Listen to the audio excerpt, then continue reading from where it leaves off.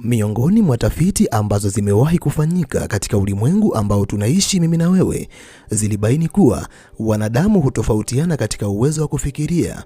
Wapo wanadamu wenye uwezo mkubwa wa kufikiria, lakini wapo wanadamu wenye uwezo wa kati wa kufikiria, na wapo binadamu wenye uwezo mdogo wa kufikiria. Je, unadhani wewe ni mwanadamu mwenye uwezo upi wa kufikiria?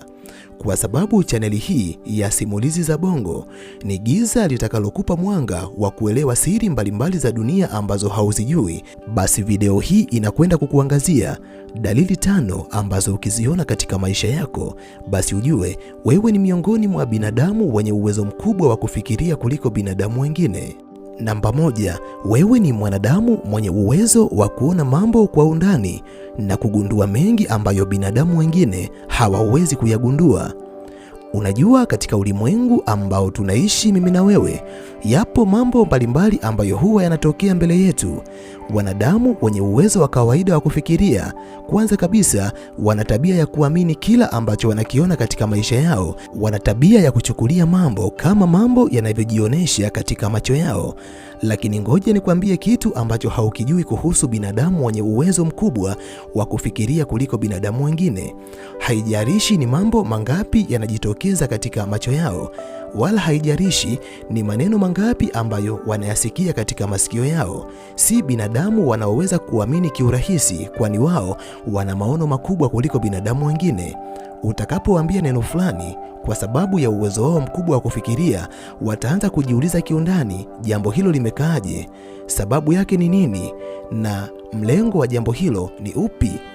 Lakini pia vitu vingi ambavyo vinajionyesha katika macho yao huwa hawaishi kuviona na kuvichukulia kama ambavyo vinaonekana, bali huwa wanapenda kutafuta sababu kiundani, na kwa sababu ya uwezo mkubwa wa maono waliokuwa nayo, huwa wanaweza kugundua mambo mengi kiundani, mambo ambayo binadamu wa kawaida hawawezi kuyagundua. Kama wewe ni moja kati ya wanadamu wenye sifa hii, basi jipongeze, kwa sababu umebahatika kuzaliwa ukiwa na akili nyingi na uwezo mkubwa wa kufikiria kuliko binadamu wengine. Namba 2, wewe ni mwanadamu mwenye uwezo mkubwa wa kutatua matatizo kwa haraka kuliko binadamu wengine. Uwezo wa kutatua changamoto ni miongoni mwa mambo ambayo huwatofautisha wanadamu wenye uwezo mkubwa wa kufikiria na wanadamu wenye uwezo wa kawaida wa kufikiria. Tafiti mbalimbali za kisaikolojia zimekuwa zikionyesha asilimia kubwa ya binadamu wenye uwezo mkubwa wa kufikiria kuliko binadamu wengine. Pamoja na changamoto mbalimbali ambazo zinakuja katika maisha yao, hawa ni watu ambao akili zao zinafanya kazi kwa haraka. Huwa wanawahi kupata suluhisho katika changamoto hizo kuliko binadamu wengine, na si wakurupukaji. Pamoja na uharaka wa majibu ambayo huyapata katika changamoto hizo, lakini bado majibu hayo huwa yanakuwa sahihi, jambo ambalo unatakiwa kulijua na kuliweka akilini. Kama nawe ni moja kati ya wanadamu ambao huwa wanaweza kutatua changamoto kwa haraka kuliko binadamu wengine, basi wewe ni moja kati ya wanadamu wenye uwezo mkubwa wa kufikiria kuliko binadamu wengine, kwani watu wenye uwezo mkubwa wa kufikiria huona suluhisho na huwa wanakuwa na maono hata katika nyakati zenye changamoto ambazo binadamu wengine wameshindwa kupata utatuzi wake.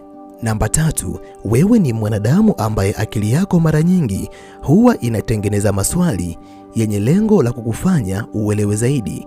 Mara nyingi chochote ambacho unakiona katika maisha yako, huwa akili yako haitulii. Unapenda kujua kwa nini, imewezekanaje na itakuwaje. Moja kati ya mambo ambayo unatakiwa kuyajua na kuyaweka akilini, asilimia kubwa ya binadamu wenye akili ya kawaida wanaweza kuona vitu vinavyoshangaza, wakashangaa tu na kuendelea na maisha yao ya kawaida.